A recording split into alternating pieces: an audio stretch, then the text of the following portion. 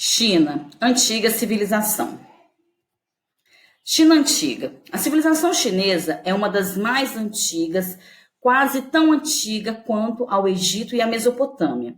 O Império Chinês já existia muitos séculos antes de Roma se tornar uma das maiores potências do mundo antigo e continuou existindo séculos após a queda do Império Romano. Então, a China é uma civilização tão antiga quanto a Mesopotâmia e o Egito. Só que a gente sempre valoriza e sempre estuda mais a Mesopotâmia, a cultura egípcia, considerando que são povos mais antigos, mas também a China ela faz parte desses povos antigos e que tem uma cultura muito influente na parte oriental. A cultura chinesa influenciou a cultura chinesa influenciou o desenvolvimento cultural de diversos países vizinhos, entre os quais o Japão e a Coreia. A importância da cultura chinesa foi a influência nos países orientais, como o Japão e a Coreia.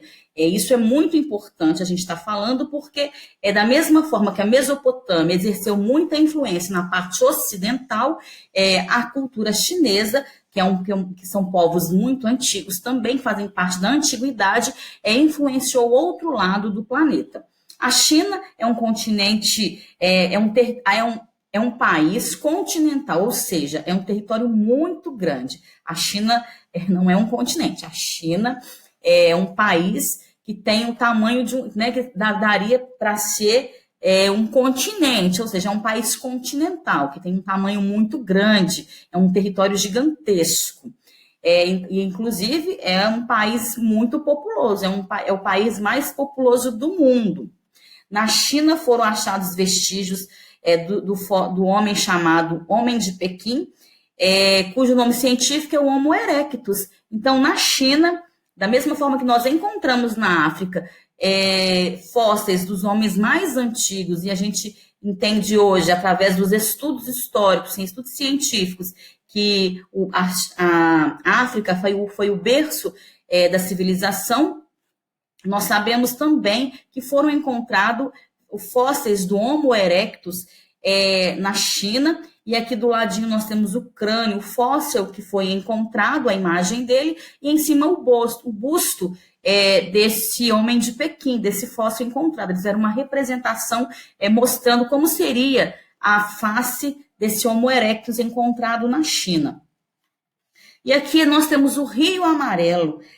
O Rio Amarelo, muito importante, porque as civilizações elas se formavam próximo aos rios. Olha a importância da água, olha a importância do rio. Só existiu uma aldeia ali, uma civilização só se formou porque existia um rio. O rio esse que dava vida, que trazia prosperidade, ele propiciava, ele ajudava na agricultura, ele favoreceu, a palavra melhor, ele favoreceu a agricultura. E esse Rio Amarelo recebe esse nome por causa de um sedimento de calcário que é encontrado nele. Então, Rio Amarelo. Vamos falar um pouquinho sobre ele, então. O Rio Amarelo foi o núcleo central da civilização chinesa, onde surgiu as primeiras aldeias. As comunidades que se fixaram ao longo do Rio Amarelo planejavam sua vida de acordo com o calendário de inundações, ou seja, a vida dos aldeões que moravam ao longo das margens desse Rio Amarelo, que muito grande, muito extenso, era movida de acordo com as inundações, com o calendário de chuva. Quando o rio ficava muito cheio, eles utilizavam essas cheias para poder plantar o arroz, para cultivar o arroz. E no período que esvaziava o rio, eles colhiam esse arroz e guardava esse alimento ao longo do outro período de seca, e também usava para vender. Então, o arroz muito cultivado, muito utilizado na cultura oriental, um dos pratos, faz parte do prato, do prato principal dessas culturas orientais, o arroz, que chegou para nós também. Outra técnica também muito utilizada por esses povos ao longo do Rio Amarelo era a plantação em encostas, em terraços. Eles faziam como se fossem muitas escadas. Eu falo que a gente lembra um pouquinho um estádio de futebol. Por exemplo, o Mineirão. A gente vai vendo várias escadas em níveis diferentes, onde estão as arquibancadas, e eles utilizavam essa forma para plantar. Por que isso? Olha só, nas encostas acidentadas e na parte mais elevada do vale, eles construíam terraços em forma de escada. Com essa tecnologia, a água captada do rio e distribuída pelo terreno de cultivo se infiltrava no solo. Então, eles captavam essa água e eles iam regando, molhando, degrau por degrau, e era mais fácil, porque desde o primeiro degrau até o último degrau, a água ia infiltrando, umedecendo, fertilizando o solo, umedecendo e sendo melhor para se plantar. Isso ajudava na agricultura. O Rio Amarelo, até hoje, é uma área de terra férteis, onde se cultiva o arroz e o país. Então, desde a antiguidade, esses povos viam a importância do Rio Amarelo e até nos dias de hoje esse rio continua sendo de fundamental importância para os povos, para o povo chinês. Ao longo desse Rio Amarelo, surgiram duas aldeias principais que merecem ser faladas, que é Yangshao e Longshan. Essas aldeias praticavam a agricultura, a base da economia, a agricultura, e criava-se porcos, bois, ovelhas e galinhas. Então, essa era a base da alimentação e a base de sustentação dessas duas aldeias, Yangshao e Longshan.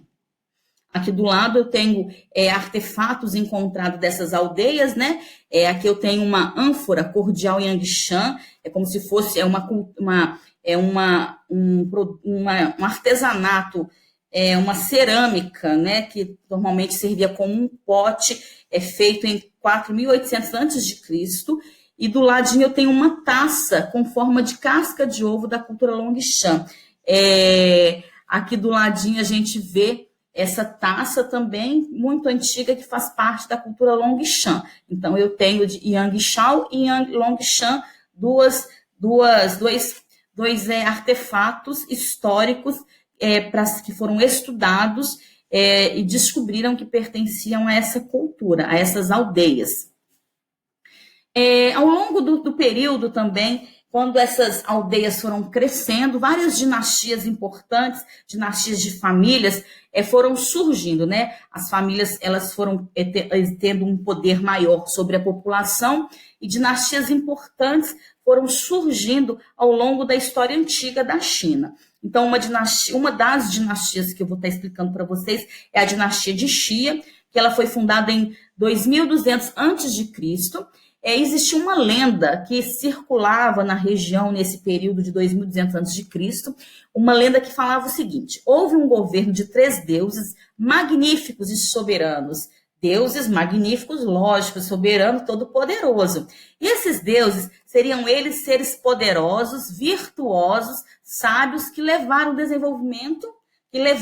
desenvolvimento, a paz e a prosperidade aos povos da China. Então, todo esse período de prosperidade, de paz, de desenvolvimento que ocorreu na dinastia de Xia foi graças a 3 deuses poderosíssimos que permitiu que a China se desenvolvesse. Esse é o texto histórico que circulava nesse período que movia a fé dos chineses. E, coincidentemente, quando esse mito ocorria na cidade, foi o período que as aldeias mais cresceram e se tornaram pequenos estados.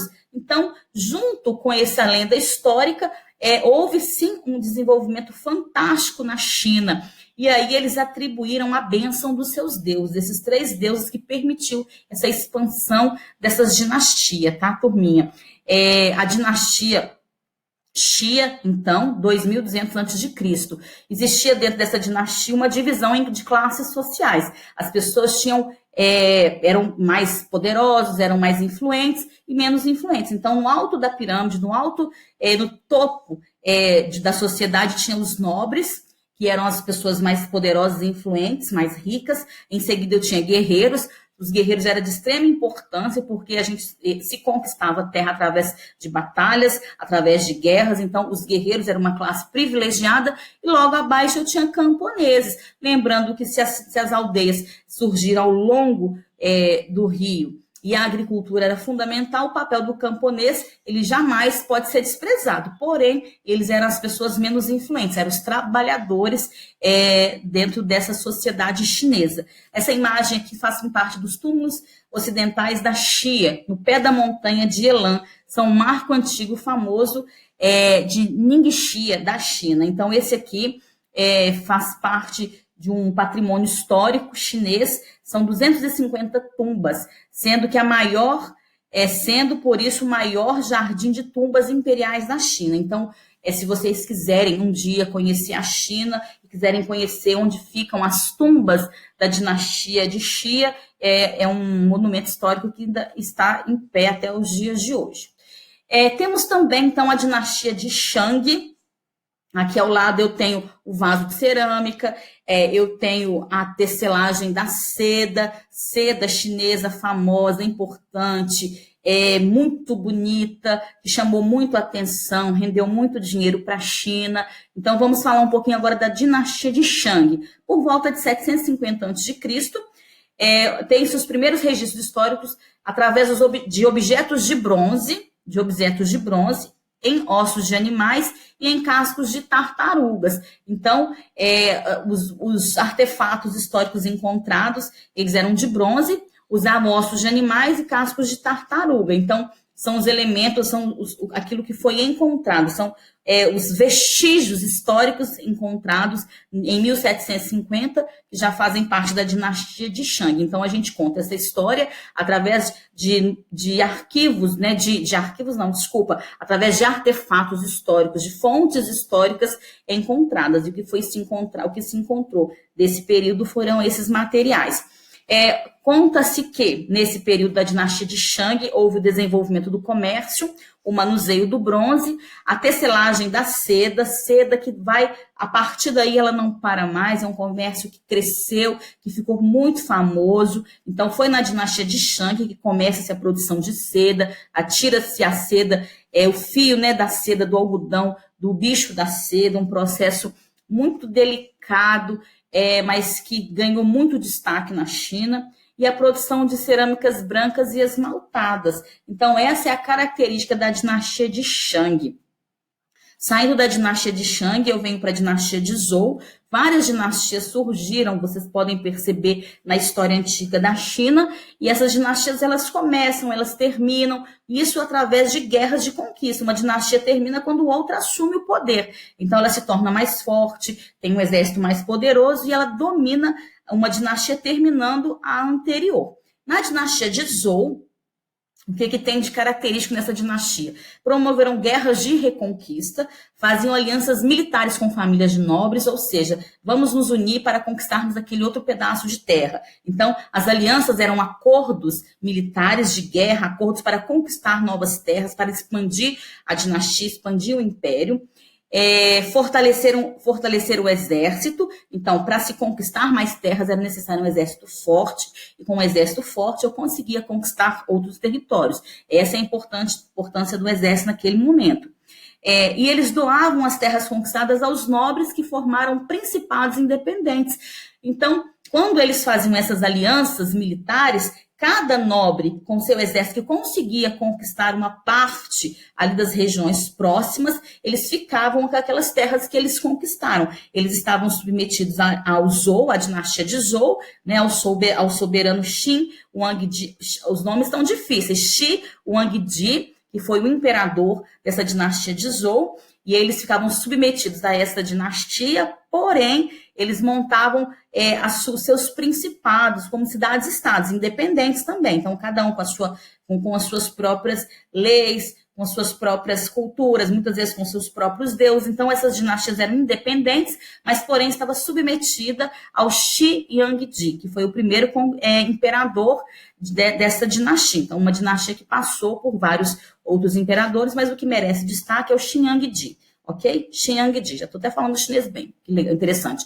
7 principados na China que guerreavam entre si. Então, havia 7 principados ali dentro que guerreavam entre si nesse período dessa dinastia.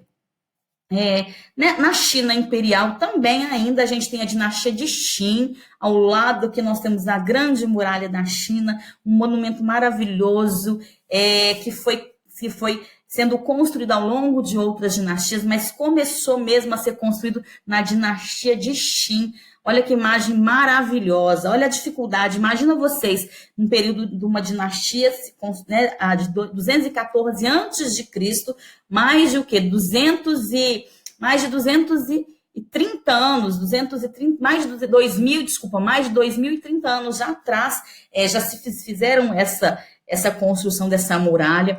Conta-se que foi uma muralha muito sofrida, era tão grande, era doloroso o processo de construção dela, que às vezes as pessoas, os próprios trabalhadores que morriam eram enterrados ali mesmo, ao longo da construção dessa muralha, e morriam de exaustão, de trabalho forçado. Então é muito bonita, mas tem uma carga histórica muito pesada também, né? Forçar o trabalhador ao máximo, e além do seu limite, para poder fazer uma construção tão grandiosa, que era essa muralha, e era uma forma de proteção. Lembrando que era períodos de grandes guerras. Então, o reino de Qin, 214 a.C., o imperador Qin Shi Huang, ele também poderia ser chamado de Qin Shi Huangdi ou Qin Shi Huang. Então, o imperador dessa dinastia é o Qin Shi Huang, Qin Shi Huangdi ou Qin Shi Huang. São os nomes atribuídos ao imperador dessa dinastia de Qin. Ele criou um estado centralizado, fortaleceu a sua dinastia, um estado forte, criou o Código de Leis, que abrangia todos os aspectos da sociedade chinesa. Se a seu Estado era forte, centralizado, poderoso, precisava de leis para regulamentar a vida das pessoas, a vida da sociedade. Uma vida organizada precisa que as pessoas cumpram as leis. Então, ele organizou as leis para poder organizar o Estado, para poder controlar a vida das pessoas, a vida da economia, as leis. Então, tudo que existe dentro de uma sociedade que precisava de ser organizado foi através desse código de leis criado no reino de Qin. Construiu obras de irrigação. Olha só, obras de irrigação por quê? Desenvolvimento da agricultura. Unificação do sistema monetário e escrita. Como ele criou um Estado centralizado, ele precisava de uma moeda única e de uma escrita única. Porque se cada um ali dentro do seu reino tivesse uma moeda, o comércio nunca ia se expandir. Se cada um escrevesse de um jeito, não teria um controle daquela escrita. As pessoas poderiam, não iriam entender umas às outras. Isso dificultaria o comércio, dificultaria a imposição das leis que foram criadas. Então, isso é muito interessante. O sistema monetário único e escrita única, isso fortalece e dá característica ao império.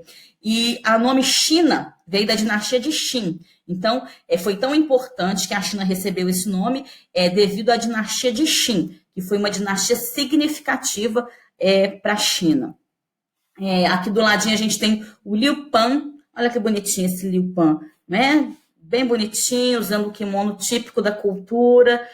O olhinho puxado, até parece um pouquinho com o meu, né, turminha? Então, vamos lá. Dinastia de Han, período de 205 a.C. O imperador foi o Liu Pan, um dos imperadores, expandiu o território para regiões que hoje correspondem ao Vietnã, Coreia e Ásia Central.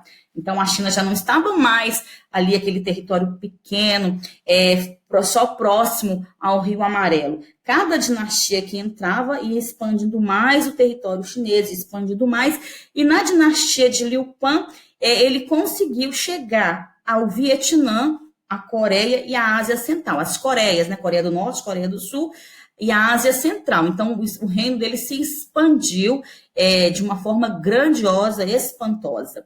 E para controlar esse império grandioso, ele fortaleceu o sistema também de pesos e medidas e ampliou o exército fundamental para poder manter as terras conquistadas, para poder defender o seu império. Então, isso foi muito. O império, o exército sempre vai ter um papel fundamental. Então, criaram-se exércitos fortes para conquistar, para defender os impérios. Sistema unificado de pesos e medidas, isso foi muito importante, ou seja, pesos e medidas com padronização. 1 quilo é 1 quilo, 1 quilo não é 200 gramas. Chegava lá 1 quilo de algodão e 1 quilo de sal. Um exemplo disso. A gente sabe que o tamanho seria diferente. Mesmo que... Então, as pessoas elas não tinham essa noção exata, não tinham essa noção de unificação.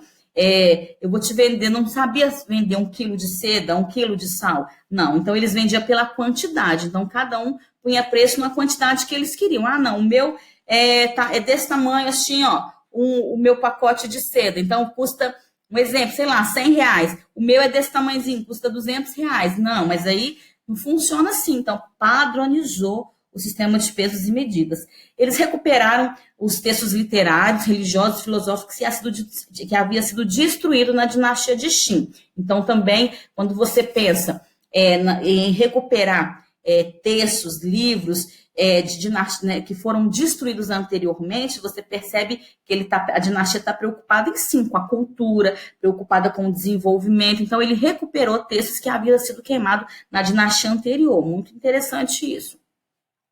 E agora a gente vai falar também, continuando, né? A gente falou aqui, dinastia de Han, deu uma introdução. Esse próximo slide também, ele continua falando da dinastia de Han. Ao lado eu tenho a Rota da Seda. Então, vamos falar um pouquinho mais sobre a dinastia de Han. Shi Huangdi perde algumas lutas e assume o poder, e o Liu Pan, aquele chinesinho anterior que eu mostrei para vocês. Liu Pan fundou a dinastia de Han, apoiavam-se na nobreza e em seus exércitos. Mais uma vez, a gente fala do exército, a importância dele.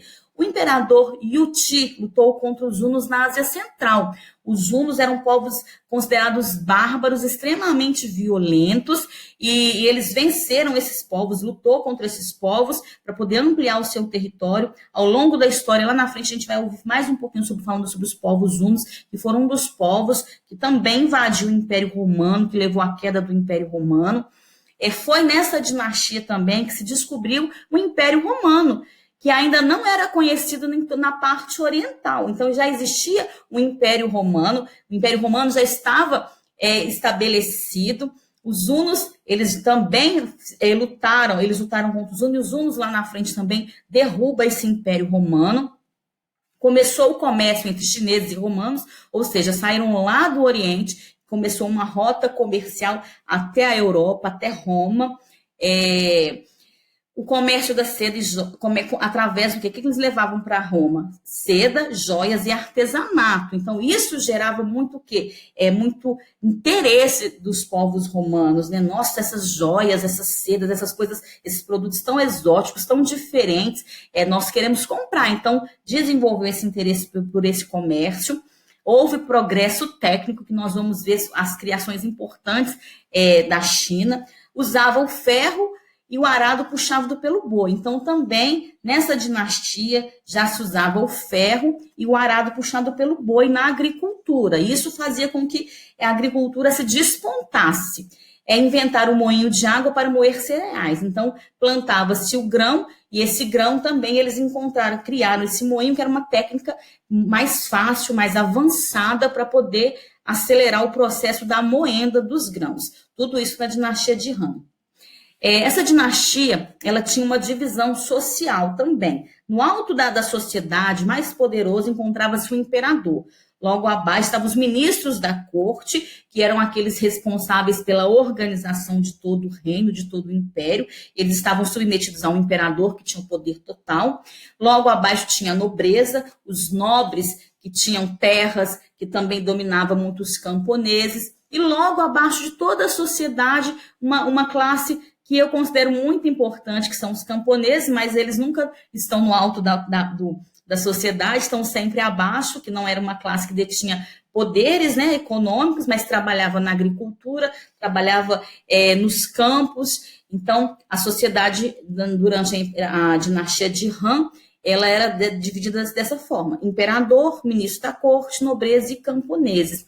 E quando a gente fala que houve desenvolvimento técnico, a gente vai perceber ao longo da história que muitas criações importantes que fazem parte da nossa sociedade veio da China e foram utilizadas durante o Império Romano, foram utilizadas nas grandes navegações, e a gente vai conhecer um pouquinho mais sobre essas criações.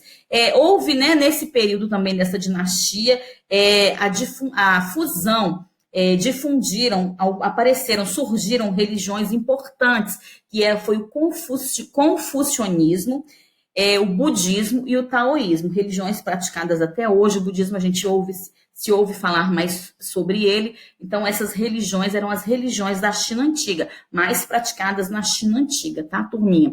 Então, aqui, o que nesse período também foi criado? O que teve a China desenvolveu que foi tão importante, que é digno de nota, digno de ser falado? O papel. Então, a invenção do papel foi graças aos chineses. Lá na Mesopotâmia, eles desenvolveram a escrita cuneiforme, as plaquinhas de argila, que eu brinquei com vocês nas aulas anteriores. Carregar essas plaquinhas para a escola ia ser muito pesado. Então, olha só, na China desenvolve o papel, cria-se a imprensa, então uma forma de fazer com que as coisas escritas elas fossem impressas, então com isso conseguia ter um volume muito grande de materiais escritos. O abaco, né, que a gente tem aqui do lado, a pipa, a porcelana chinesa muito famosa, né, essa porcelana branca com umas decorações assim bem delicadas, muito famosa e muito cara. O guarda-sol foi inventado na China, tem cada guarda-sol lindo que as chinesinhas usam com os kimonos muito bonitos, então veio de lá essa invenção. O pincel, a pólvora, a pólvora que levou aos fogos de artifício e depois a pólvora foi usada nas armas de fogo.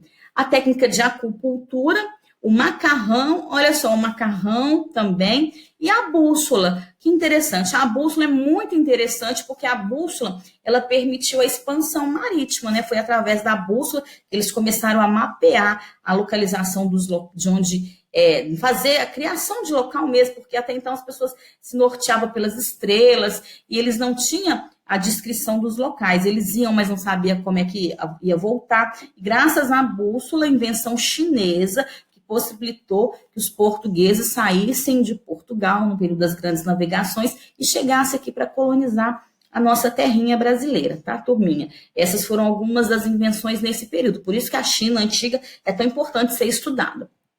Isso aqui eu quis colocar porque eu acho um monumento histórico incrível. Além das muralhas da China, que é maravilhosa, né? Eu falei com vocês, foi construída com muito sangue, com muito suor, com muitas mortes, mas é um patrimônio histórico muito bonito. E aqui nós temos os guerreiros de Xi'an. Olha só que coisa linda. Foi descoberta há pouco tempo, 1970. Então, ou seja, não tem tanto tempo assim que esses guerreiros foram descobertos. Lembrando que era uma dinastia antiga, antes de Cristo, e agora, em 1970, que se descobriu esses guerreiros chineses, esses soldados, que são essas estátuas. São 8.000 soldados. Esse acervo histórico é composto de 8.000 soldados, tem 200 cavalos. Eles foram produzidos, né? Eles foram moldados com terracota e argila cozida, então foi feita com um tipo de barro resistente e muito resistente. Eles têm um tamanho natural. Foi construído no século III a.C., então muito antigo essas estátuas. Foi no período do imperador Qin Shi Huang que foi construído, que foi confeccionado esse acervo histórico, né, esses soldados. A hipótese é que essas estátuas foram construídas para proteger o túmulo do imperador. O imperador, grandioso, poderoso, majestoso, até para morrer tinha que ter glamour. E ele não ia morrer num enterro, uma morte simplesmente acabou para ele. Não, ele queria deixar registrado que ele morreu, mas ali no seu túmulo tinha todo um exército construído para defendê-lo. A morte para eles existia, né? A vida após a morte existia, e ele construiu isso aqui para colocar esses soldados para defendê-lo em todos os momentos, tanto na vida quanto na morte. Era a crença deles naquela época. Para nós, é um acervo histórico maravilhoso. Foi uma descoberta que foi em 1970, e vocês percebem que por ter sido descoberta há pouco tempo, estava tudo preservado, e conta-se também a registro que cada um desses soldados de barro, de terracota, tem uma feição, o rosto é diferente, porque representa individualmente cada um dos soldados que trabalharam, que lutaram ao lado do imperador Qin Shi Huang. Então essa é a história da China antiga. Vocês percebem que tem um pouco da história da Mesopotâmia, porque a base dessa sociedade foi o rio, as aldeias surgiram ao longo dos rios. Então, a gente percebe que as sociedades antigas dependiam da água, desses rios tão importantes. No caso da Mesopotâmia, foi o Tigre e o Eufrates. E aqui, no caso da dinastia chinesa, da China Antiga, foi o Rio Amarelo. A partir do Rio Amarelo, tudo que foi falado aqui surgiu ao longo desse rio e foi crescendo e se expandindo. Essa é a minha aula de hoje, a minha aula sobre China Antiga. Espero que vocês tenham gostado, vai estar postado. E dúvidas eu vou estar à disposição sempre no mural do Google Classroom. Um abraço para todos, espero que vocês tenham aprendido bastante.